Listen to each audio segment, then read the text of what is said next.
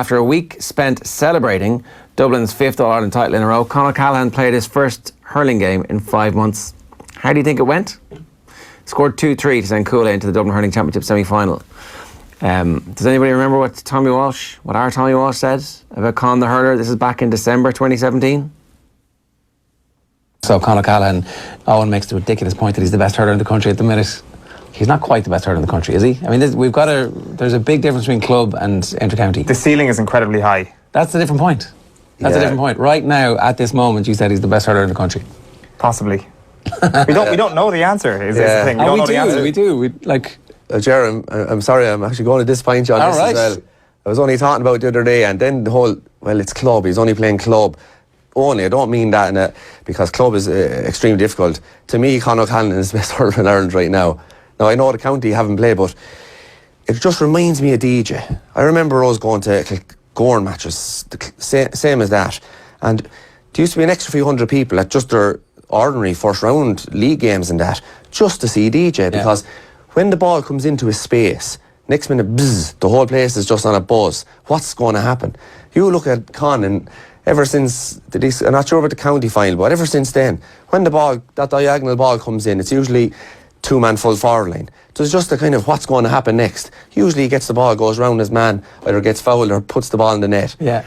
To me, I think he's the best hurler in Ireland. Right. He reminds me of DJ. Right, well, that is high praise. Yeah, and he can't ever get to that level because he won't be putting in the same time into his hurling. And, you know, if he was to get to play inter-county, he's not going to have the same touches that he could have if he was playing, 100% of the time. So he's obviously, 21, turning 22 now, and the talk amongst Dublin football fans is that all the Dublin footballers will be exclusively committed to the footballers, at least until they do 5 in a row, because obviously, you say it and it says, straightforward, but it's obviously not straightforward. But at that point, as 23, 24-year-olds, him and some of his other teammates could easily decide that they want to be hurlers and hurl exclusively. So that's not too late for him to get back to a level that's really good, if not quite DJ level.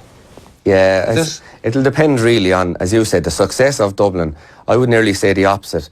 If they stay winning, the hurlers will have no chance of getting Conor Callahan. Yeah. It's only if they start going through rocky patches where they're being beaten maybe in earlier rounds before All-Ireland semi-final stage. Suddenly then you could see, as you're saying, Anthony Cunningham, we could do with him for a month. Yeah. But if they were betting at Leinster whenever, maybe in July or that, and there was still a semi-final and final to play, maybe then they could bring him on. But I think as long as Dublin football are going well, I think it's the time that you're putting into it these days.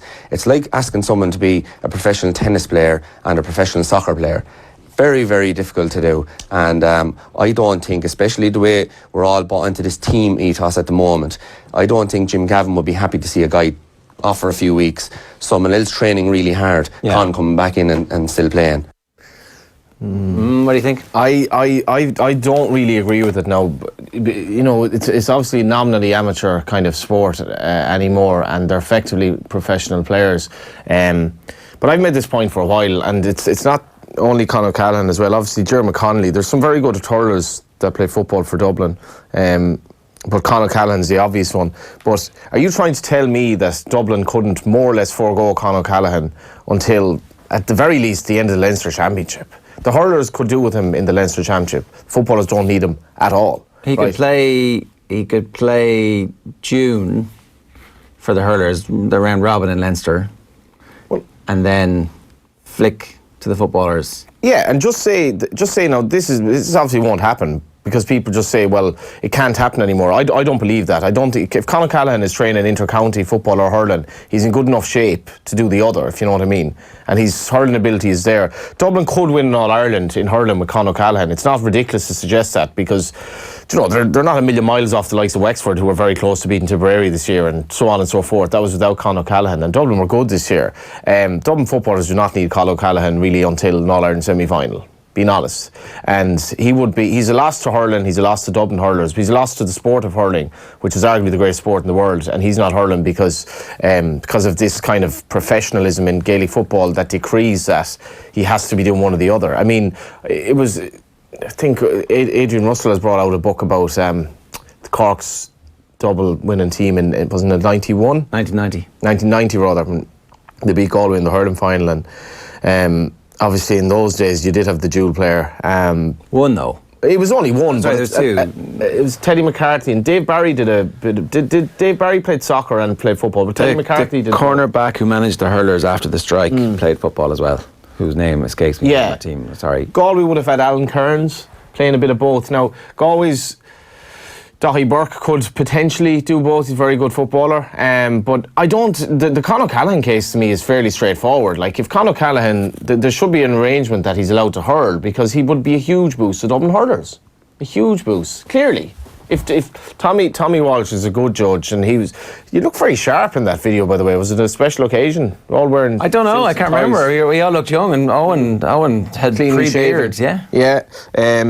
But it's just interesting because Will O'Callaghan, obviously, who would know a lot more about hurling than I do, just basically dismissed this on Twitter last night and said it's just not possible. And sad that if Will is right, it's sad that that's the case because I don't see why Dublin footballers need Con O'Callaghan during the Leinster Well, Championship. so they want him, and they want him to be. So when that team is down to 14 men and they're What a team point, when the Dublin footballers are down to 14 men and they're a point down in an All-Ireland final, it's the training that they're doing in March, April, May, and it's the training games in June and July that give them the know-how and the knowledge to work with each other and to be on that sort of psychic level connected to each other in a way that means that they can make a run 3 times and they know they're going to get it the 4th time. He's still training with them, though. It's not that he's not with them. You can't do all the training. It's just he has to train a little less because he's committed 80%, but he trains a little bit for the hurlers as well, and it's just an option.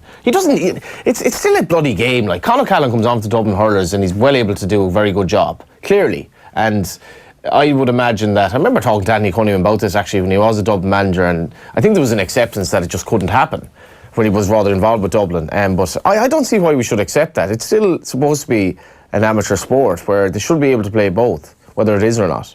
And it's but it's a loss to hurling. It's a loss to hurling. It is. That's the big thing, you know. I mean, the point that I made was that if they've done their 5 in a row, they've been part of history, maybe they can go, right, I'm going to go and do this other thing over here now. I mean, it's unlikely to happen, right? Like, you wouldn't, not many people would step away from being part of that Dublin team now. But Kieran Kilkenny was as good a hurler as he was a footballer. Yeah, and maybe he'd like to hurl for Dublin. It'd been interesting if... Do you know, at 27, 28, you go, I'm going to go and give 5, 6 years to the hurlers now because that's what I want to do. Like, it's not beyond the bounds of possibility, is it? No, I know we've a lot of chat about burnout and all that, but with someone like Con O'Callaghan, I think he's so talented that he can definitely get away with having a slightly less fixed regime in terms of his training, in my view. And it's just sad that we accept that, you might as well start paying the players if they're not able to play a bit of hurling on the side. Like, do you know what I mean? Yeah. It's 8:41 this morning on OTB AM. If you want to get involved in the conversation, you can hit us up at Off the Ball AM. A couple of stories from the papers that we haven't got to this morning yet. Davy Fitzgerald, Tom Dempsey has given the Indo an interview saying that it would cause pandemonium if Davy Fitz leaves, and there is no ready-made replacement, he says. Although having said that, Derek McGrath might be an interesting person to come along to that Wexford group. Absolutely, and geographically it wouldn't be impossible, whereas the Galway one would. The Galway situation is just very strange there. The football management is obviously slightly up in the air as well, but there's just this big elephant in the room of the financial problems that are beset Galway, and I don't know how they're going to overcome that. To attract the right names, realistically, they're going to have some sort of an arrangement, and I don't know. Galway seems a complete mess, but we're getting into October now, and we're kind of still up in the air. And I don't know. It's very worrying because you have to plan for. We could win an All Ireland in hurling certainly next year. The footballers potentially aren't a million miles off going close, and we've no manager.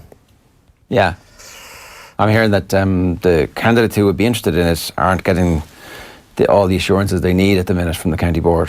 Yeah, well, Micheál Donoghue clearly left because the relationship had broken down there, and Micheál Donoghue should still be the hurling manager. He should, yeah. By all accounts, the players made to that clear to the county board. Yeah, you go down there and you get him back. Yeah, nothing happened. Like, it's interesting. My club, St Brendan's at home, is I think it's £1,500 a year they pay as a levy towards the cost of Loch George, which was the planned. Oh, right. Yeah, so they're a football club as well. And it's just a sign of how much that would have set back the county board as well. But it's very, very messy, and it's definitely hurting our prospects next year that there's nothing in place, this uncertainty.